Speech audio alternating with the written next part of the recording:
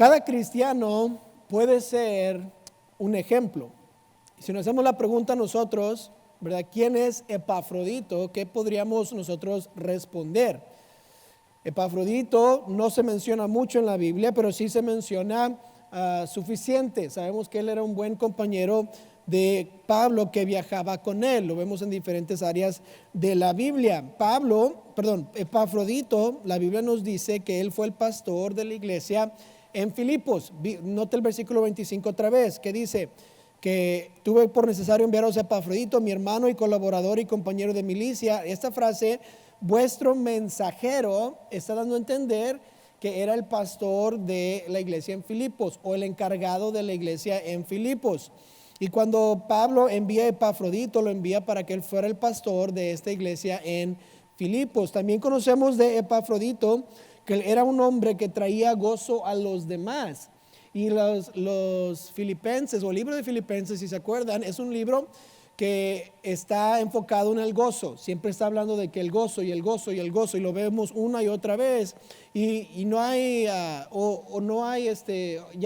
tal vez entendemos un poco por qué es que Pablo escogió a Epafrodito para esta iglesia, porque ellos necesitaban el gozo. Y miren lo que Epafrodito le trae a los demás. Versículo 27 dice: en verdad estuvo enfermo, a punto de morir, pero Dios tuvo misericordia de él, y no solamente de él, sino también de mí, para que yo no tuviese ¿qué?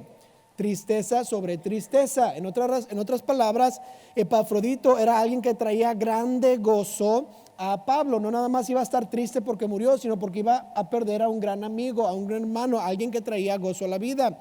El versículo 28 nos dice así que lo envío con mayor solicitud, para que al verle de nuevo, ¿no qué van a hacer? Os gocéis y yo esté ¿con qué? Menos tristeza. Las palabras están hablando del gozo que traía Epafrodito a las personas con quien él estaba alrededor. Era una persona que traía gozo a los demás. También vemos que él era un cristiano que debemos estudiar, un cristiano que debemos tal vez ver un poco, porque en el versículo 29 Pablo le dice a los de Filipo, le dice: recibidle pues en el Señor con todo gozo, otra vez, y tened en estima a los que son como él. Como les dice Pablo, dice, tienen que tener en estima. Hablamos de la palabra estima la semana pasada. Es darle valor, adjudicarle valor, que yo solo le puedo adjudicar una cosa, ¿verdad? Entonces Pablo le dice a esta persona como Epafrodito, tienen que darle estima, o sea, denle a él un valor, póngalo más alto que los demás. Y dice que hay que tener estima a los que son como él, queriendo decir que hay muchos que pueden copiar cómo es Epafrodito. Usted y yo somos algunos de ellos. Sabemos esto, que Pablo estimaba mucho a Epafrodito. Lo menciona en los mismos pasajes que menciona a Timoteo. Y nosotros sabemos que Timoteo era alguien muy admirado de Pablo. Igual Epafrodito. Les dice a los de Filipos que lo estimen a él y a los que son como él, y nos da a entender que él tenía un gran testimonio. Él era una persona digna de seguir su ejemplo. Obviamente no seguimos a las personas, pero sí queremos imitar como imitan a Cristo. Y yo me imagino que Epafrodito imitaba a Cristo o seguía a Cristo de una manera excelente. Y Pablo lo ve, lo admira y le dice a los de Filipos: deben de estimar a los que son como él. Nosotros hablamos la semana pasada de Timoteo, antes del versículo 25, y lo que Pablo pensaba de él. ¿Se acuerdan? Pablo pensaba de Timoteo que él era una persona que estaba unida con Pablo, que no tenía disensión, no se dividía, sino era una persona unida. También aprendimos el anhelo que Timoteo tenía para Cristo. Él anhelaba las cosas de Cristo, quería hacer y hacer lo que Cristo le pidió hacer. Y también vimos su servicio en el evangelio, que Timoteo servía a Cristo, invitando a otros al evangelio, compartiendo de Cristo, ganando almas para Cristo, y su arduo trabajo en el evangelio. Ahora Pablo menciona a Epafrodito y nos damos cuenta que él también, que Pablo también lo admiraba. Y nuestra pregunta, que viene obviamente después de estudiar este pasaje la semana pasada y esta semana, es: ¿Qué admiraba Pablo de Epafrodito? ¿Qué es lo que Pablo vio en el testimonio de Epafrodito que nos puede ayudar a nosotros como cristianos a crecer y madurar? Y aquí vemos 4 descripciones del carácter o de las características de Epafrodito. ¿Qué podemos aprender? Yo creo que podemos aprender 4 diferentes características o 4 descripciones de Epafrodito. Quiero que vea conmigo el versículo 25 una vez más y anote la primera característica que Pablo le llama hermano.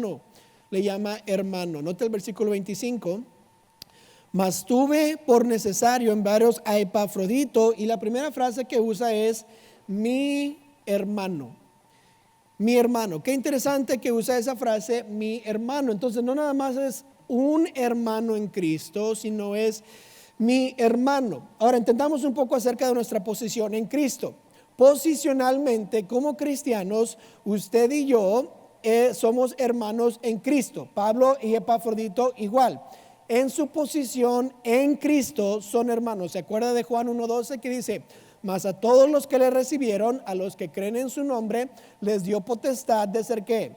Hechos hijos de Dios. Usted y yo somos salvos, somos hijos de Dios, y por eso nos decimos que hermanos, nuestra posición en Cristo nos hace hermanos. En Efesios 2:19 nos dice esto: así que ya no sois que extranjeros ni advenedizos, sino conciudadanos de los santos y que miembros de la familia de Dios. En nuestra posición como cristianos, usted y yo somos hermanos y hermanas en Cristo. Pregunta: ¿usted le cae bien todos los hermanos y todas las hermanas? No sea mentiroso, no le caen bien, ¿ok? Usted y yo sabemos que cuando estábamos creciendo nos caían mal nuestros hermanos y nuestras hermanas, nos peleábamos y les echamos patadas y ellos nos pegaban y todo lo que sucedía, ¿verdad?, con hermanos y hermanas. A veces la relación de hermanos y hermanas no es una relación bien sana y crecemos y obviamente se nos quita eso y luego tenemos buena relación con nuestros hermanos en la carne. Pero en posición, usted y yo somos hermanos. En posición, Pablo y Epafrodito eran hermanos en Cristo. En algunas cartas Pablo dice hermanos, y le está hablando en general a todos. Pero yo creo que Pablo aquí no está diciendo que Epafrodito era un cristiano, porque ya lo sabemos. Los filipenses ya sabían eso también. No les está diciendo: hey, Epafrodito es cristiano, por eso es una buena persona. Sino que Pablo está describiendo su relación que tenía con Epafrodito. Por eso dice mi hermano. No nada más lo toma como hermano en Cristo, sino como una persona tan cercana que lo considera un hermano. Nosotros sabemos que Pablo consideraba a Timoteo ¿cómo? ¿Lo consideraba como hermano o como hijo en el evangelio? Otra manera de relacionarse con otra persona en el evangelio. Nota el versículo 22, cómo describe a Timoteo: pero ya conocéis los méritos de él, que como que hijo a padre ha servido conmigo en el evangelio.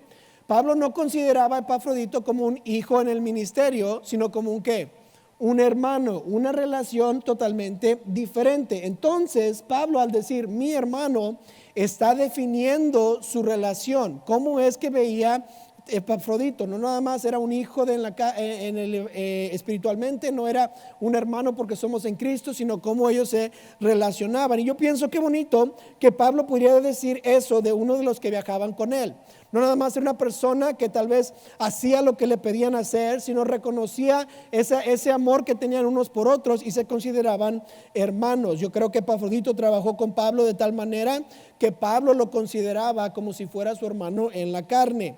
Y es interesante que la Biblia nunca menciona la familia de Pablo. En otras palabras, no menciona a sus hermanos, sus hermanas, su madre. Sabemos que no era casado, entonces no sabemos la relación que tenía con su familia. Yo creo que lo más probable fue que cuando él se dio su corazón a Cristo y él fue salvo y se entregó al Señor Jesucristo, que su familia lo dejó. Era fariseo, era hebreo de hebreos. ¿Se acuerdan la descripción, verdad, que él nos dijo? Entonces me imagino que su familia lo dejó, y ahora la única familia que Pablo tenía son los que servían a Dios con él, y encuentra entre los que sirven con él a una persona que le puede decir mi hermano. Hay veces que al servir al Señor, ¿saben qué? Nos hace separarnos de nuestras familias. Y no es a propósito, no es porque Dios es malo, pero porque porque cuando escogemos a Dios, obviamente las cosas del mundo se van a alejar. Y eso causa división entre familias. Y no es que queremos división, pero ¿a quién amamos más? ¿A Dios o a nuestra familia? Dice la Biblia en Mateo 10:35, Jesús hablando, porque he venido para poner disensión al hombre contra su padre, y a la hija contra su madre, y a la nuera contra su suegra. Y esa es bien fácil para todos. Sí, la nuera contra la suegra, eso es fácil. Ni tengo que ser cristiano para eso. Pero ¿qué sucede? Sucede que cuando uno acepta a Cristo y ahora su vida está cambiando y quiere seguir al Señor y quiere serle fiel a Dios, algo va a suceder con nuestras familias, que nos vamos a separar. Y por eso hay que ir hacia ellos y traerlos, invitarles y compartirles el Evangelio. Pero qué bonito que tenemos en Cristo una familia. Que a pesar de que nuestra familia en la carne tal vez no veamos ojo por ojo y tal vez no podamos juntarnos como nos juntábamos antes, tenemos familia en Cristo. Aquí en la iglesia tenemos una gran familia y qué bonito es. ¿Saben? Jesús pasó por eso también. Había una historia, ¿verdad?, en Marcos, en donde Jesús está predicando, está haciendo milagros, está haciendo su ministerio. ¿Y saben quién lo viene a ver?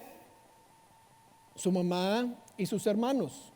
Los hermanos en la carne. Para los que piensan que María fue una virgen perpetua, que quiere decir que nunca tuvo relaciones íntimas con un hombre, es mentira. ¿Por qué? Porque la Biblia dice que Jesús tenía hermanos en la carne, queriendo decir que María tuvo más hijos.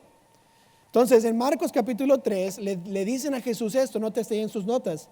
Vienen después sus hermanos y su madre, y quedándose afuera enviaron a llamarle.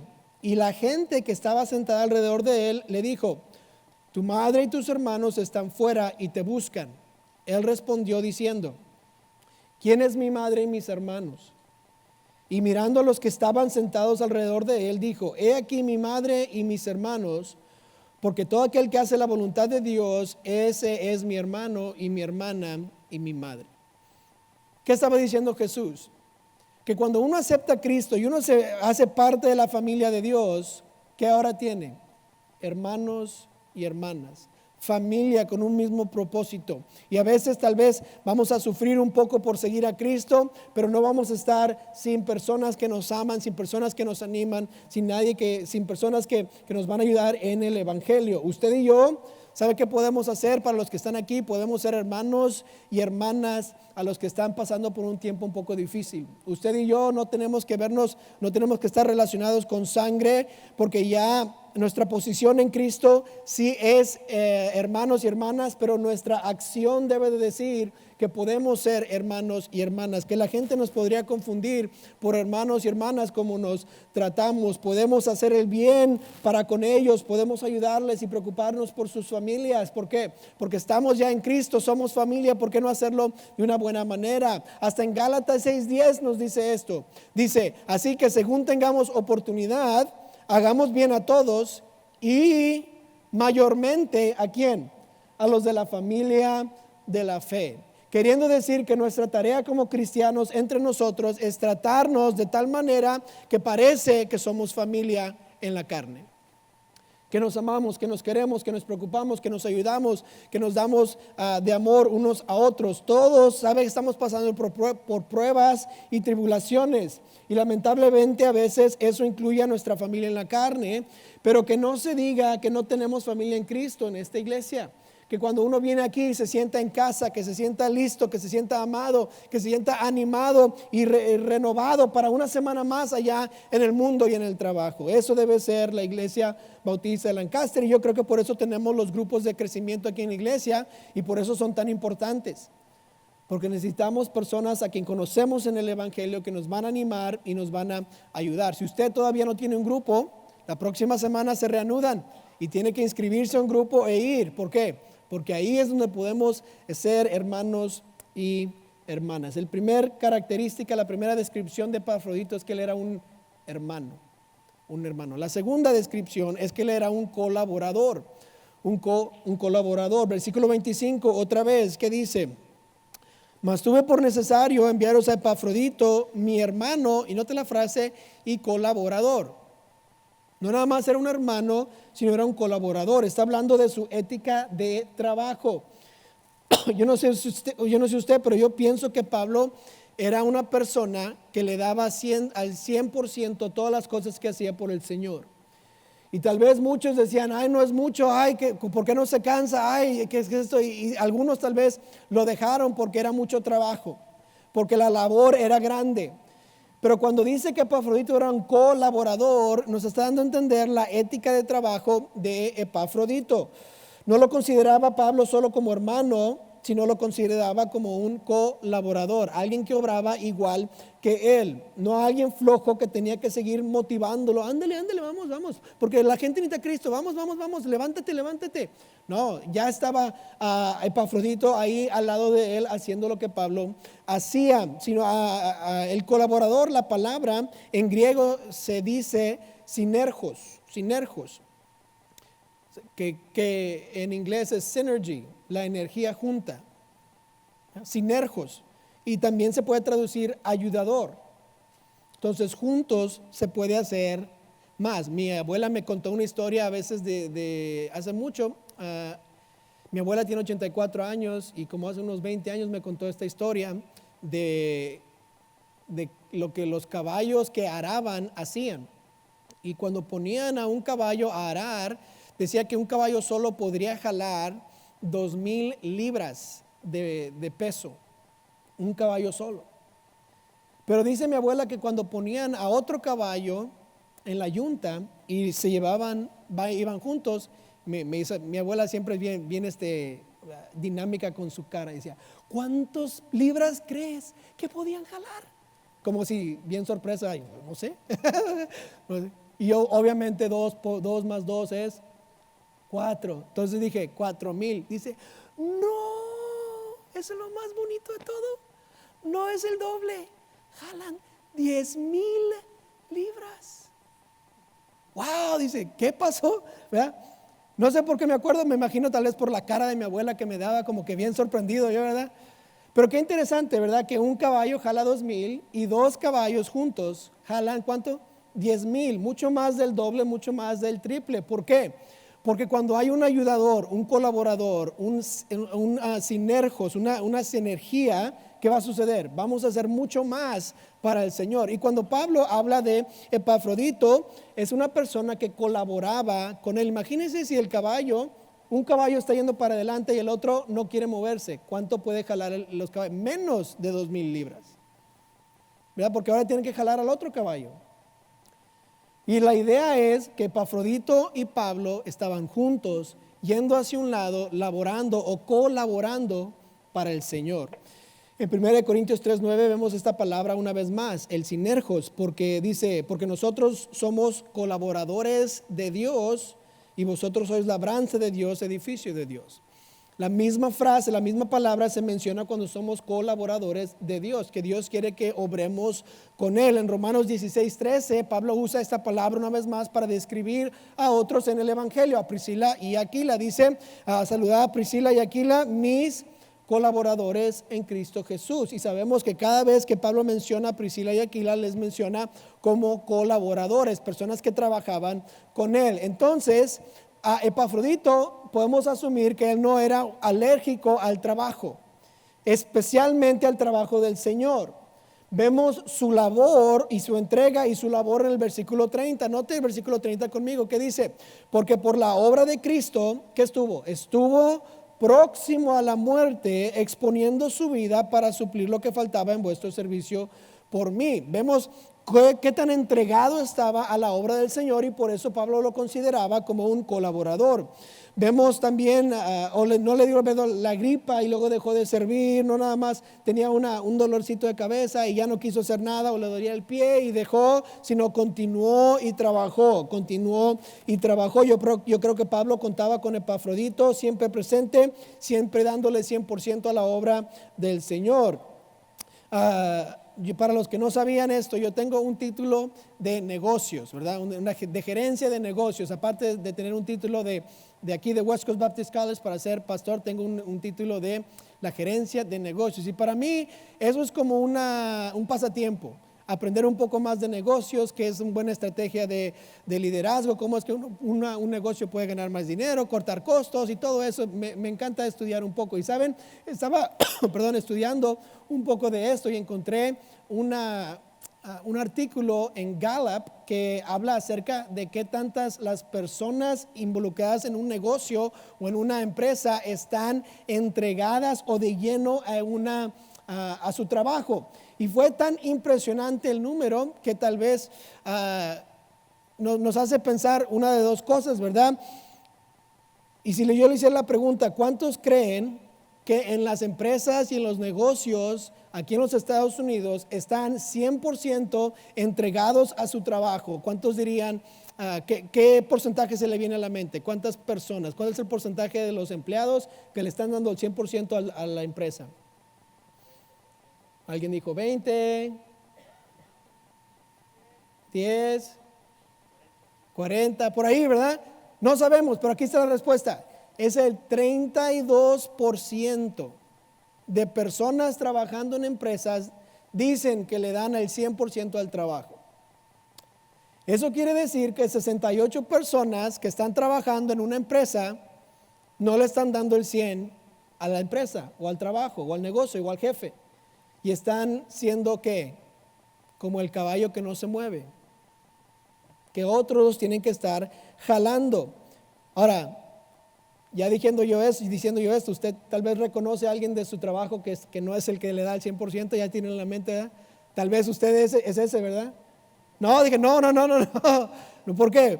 Porque los cristianos deben de ser las personas que están entregadas al 100% al trabajo. ¿Por qué? Porque no nos representamos a nosotros, nos representamos a Cristo. Me acuerdo de un hermano en mi iglesia pasada que trabajaba para UPS.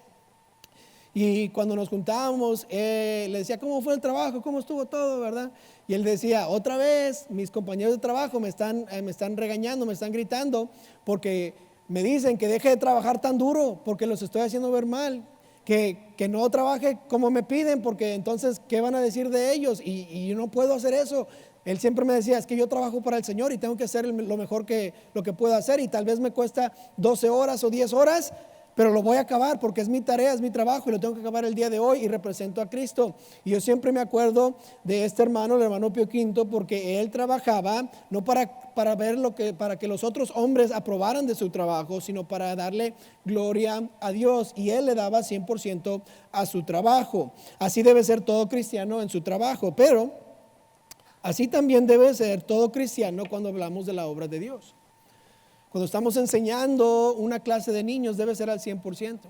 Cuando estoy cantando aquí en el coro, aquí con el micrófono, ¿sabe qué? Debo estar dándole 100% al Señor. Cuando estoy sirviendo como mujer en el estacionamiento, donde sea, debo de ser un colaborador, una persona que está laborando igual, dándole el 100% al Señor. ¿Por qué? Porque estamos sirviendo al Señor, estamos dándole a Él la honra y la gloria. Y cuando es tiempo de ir a ganar almas, vamos a ganar almas y le damos el 100%. Cuando es tiempo de venir y servir, llego temprano y sirvo con gozo y siempre estoy ahí, y si no voy a estar, aviso, porque me importa la obra del Señor y yo estoy colaborando con el Señor mismo y quiero estar listo para servir al 100%. Si alguien me pide ayuda y yo respondo claro que sí, espero que si alguien le ha pedido ayuda para ayudar en la conferencia de liderazgo, que haya dicho que sí, y si no puede en ese tiempo, dígale, ¿qué otro tiempo puedo servir? ¿Por qué? Porque cuando estamos hablando de la labor del Señor, de la obra del Señor, yo le quiero dar 100%. No quiero ser flojo, no quiero estar tarde, no quiero estar ahí que otros me estén jalando. Yo quiero ser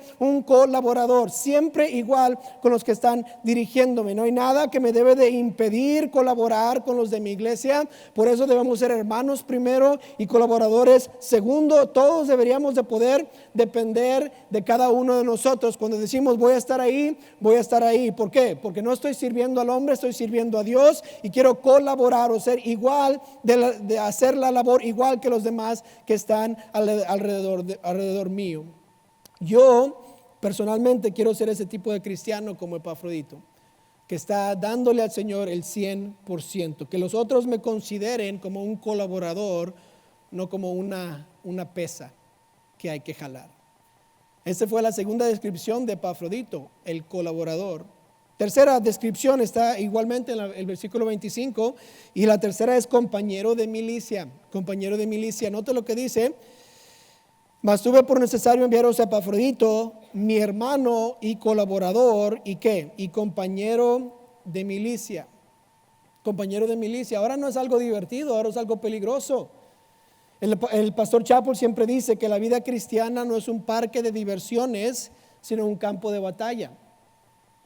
Y muchas veces en el cristianismo estamos combatiendo en contra cosas que no son terrenales, que son espirituales. Y sí es un campo de batalla. A veces hay dolores, a veces hay pruebas, a veces hay dificultades. Y no son tal vez dificultades físicas, pero mi espíritu está siendo atacado, tal vez en el trabajo, con mi familia u otras cosas. Sabemos esto porque en Efesios 6:12 nos dice: porque no tenemos lucha contra carne, sangre y carne, sino contra potestades, contra principados, contra potestades, contra los gobernadores de las tinieblas de este siglo, contra huestes espirituales de maldad en las regiones celestes. Y hay momentos en el cristianismo que se va a sentir que estamos en una gran batalla, y sin duda Pablo, sabemos, sufrió muchos de estos momentos, y por ende, porque Epafrodito era su hermano, porque Epafrodito era su colaborador, Epafrodito también sufrió estas batallas espirituales. Y él estaba tal vez sufriendo con Pablo, haciendo lo mismo que Pablo, estaba al lado de Pablo, y Epafrodito pudo haberse retirado, pudo haberse abandonado, y hasta abandonado al apóstol Pablo, pero no lo hizo. ¿Por qué? Porque fue compañero de milicia. Cuando las cosas se pusieron bien duras, ¿dónde estaba Epafrodito? Al lado. Cuando Pablo y algunos se fueron y abandonaron a Pablo, ¿dónde estaba Epafrodito? Al lado de Pablo. Cuando había una batalla difícil y lo estaban persiguiendo a Pablo, ¿dónde estaba Epafrodito? Al lado. ¿Por qué más le va a decir compañero de milicia? ¿Por qué? Porque estaba al lado en los momentos más difíciles de pruebas espirituales. Timoteo es otra persona que vemos cómo es que Pablo le dice: tienes que ser un soldado. En 2 Timoteo 2:3, tú pues sufre penalidades como buen soldado de Jesucristo. Ninguno que milita se enreda en los negocios de la vida, a fin de agradar a aquel que lo tomó por soldado.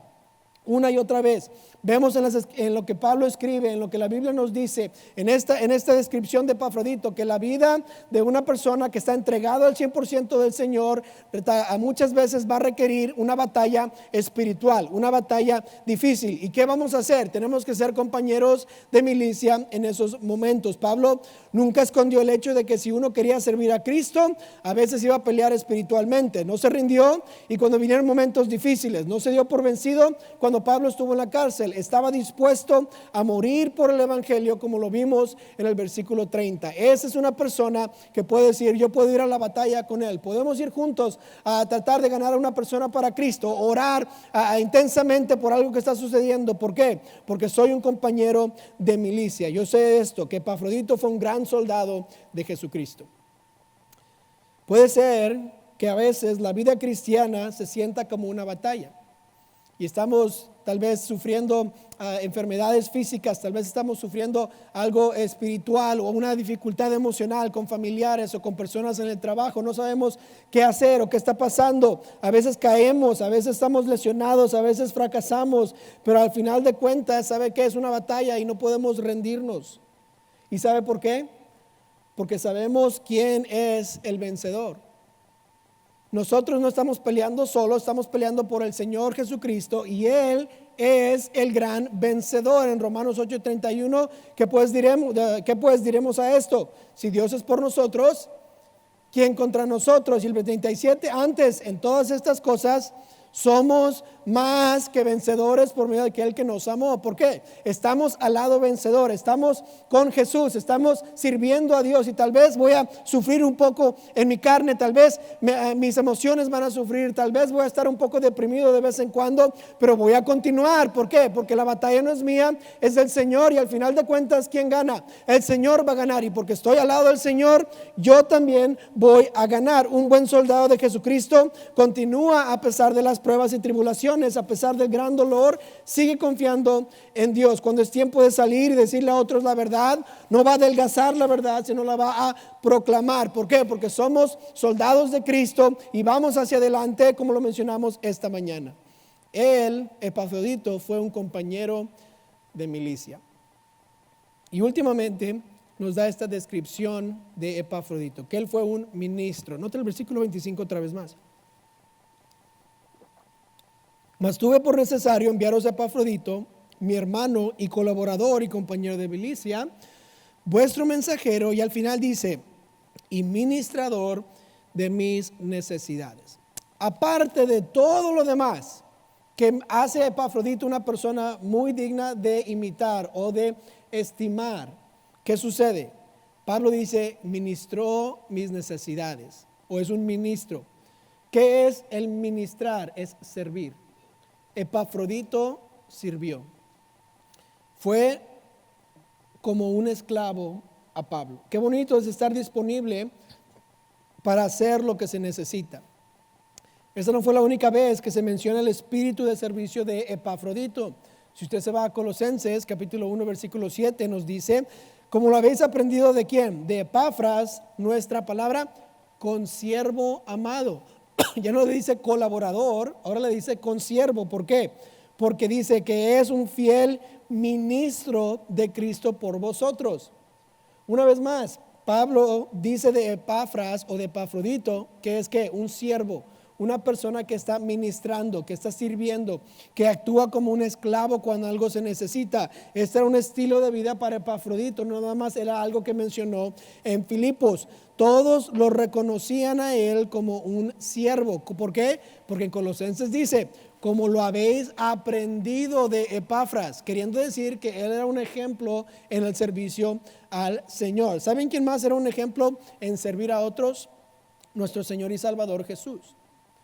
Nuestro Señor y Salvador Jesús, antes de que Él muriera en la cruz, Él pasa tiempo con sus discípulos y llega un momento en donde los lleva a un cuarto y se ciñe los lomos. ¿Y qué hace? Se hinca y lava los pies de sus discípulos. Y el Salvador del mundo, el Dios Todopoderoso, aparte de ser humillado en el cuerpo de un humano y estar aquí en la tierra, vino y se hincó y empezó a lavar los pies de los discípulos, una tarea designada solo para el siervo o el esclavo más bajo de todos. Note lo que dice Juan 13:14. Pues si yo, el Señor y el Maestro, he lavado vuestros pies, vosotros también debéis lavaros los pies los unos a los otros. Porque ejemplo os es dado para que como yo os he hecho, vosotros también hagáis.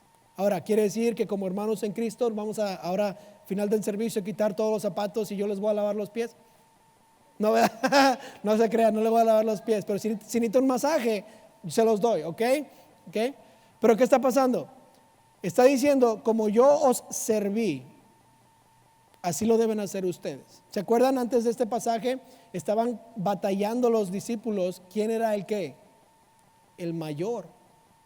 Y Jesús les dice, ser el mayor no importa, ser siervo importa. Y se hinca y le lava los pies. Noten también lo que dice en Filipenses 2:6, ahí estamos en Filipenses.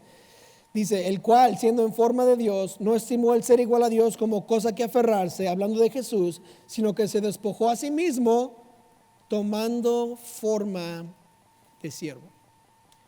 ¿Sabe cuál es el momento que somos más como Cristo? Es cuando servimos. Cuando dejamos nuestro orgullo a un lado, cuando dejamos lo que yo aparento, toda mi fachada, cómo me siento y digo, no, voy a servir. Voy a hacer las cosas que otros no quieren, voy a tal vez ensuciarme un poco por el Señor. ¿Por qué? Porque quiero servir a mis hermanos, quiero servir a mi Señor. Hasta en Marcos 10:45 nos dice esto de Jesús, porque el Hijo del Hombre no vino para ser servido, sino para servir y para dar su vida en rescate por muchos. ¿Saben cuál es la palabra que la Biblia en inglés usa cuando dice no vino para ser servido, sino para servir? Minister, ministro. Vino para ministrar o servir. El servir, ¿sabe qué? No requiere reconocimiento. Cuando sirvo no necesito que alguien me diga, apláudenle al hermano, hizo un buen trabajo. El servir solo requiere servicio, solo requiere hacer lo que se me ha pedido hacer. Espero que cuando le pidan servir en la conferencia de liderazgo, usted diga, claro que sí, voy a servir. Tal vez nadie le ha pedido servir durante la conferencia. Espero que al final del servicio vaya al centro de información y diga, yo estoy disponible para servir en las noches, en las tardes, el sábado. Este sábado tenemos día de trabajo para pintar algunos modulares, para estar listos para la conferencia. ¿Y saben qué? ¿Quién sabe quién lo va a reconocer? Pero está listo para servir. Si quiere servir, hay lugar. Si quiere servir, no tiene que ser reconocido, pero lo puede hacer. ¿Y sabe qué dice de Epafrodito? Que él fue un ministro de las necesidades de Pablo. Él sirvió. Hasta el versículo 30 nos dice que es vuestro servicio por mí. Wow, qué tremendo hombre, qué tremendo ejemplo. No nada más Timoteo como el hijo espiritual de Pablo, sino Epafrodito, un hermano de Pablo, un colaborador, un compañero de milicia y al final de cuentas un siervo. ¿Cómo podemos imitar a Epafrodito? Solo usted puede responder esa pregunta.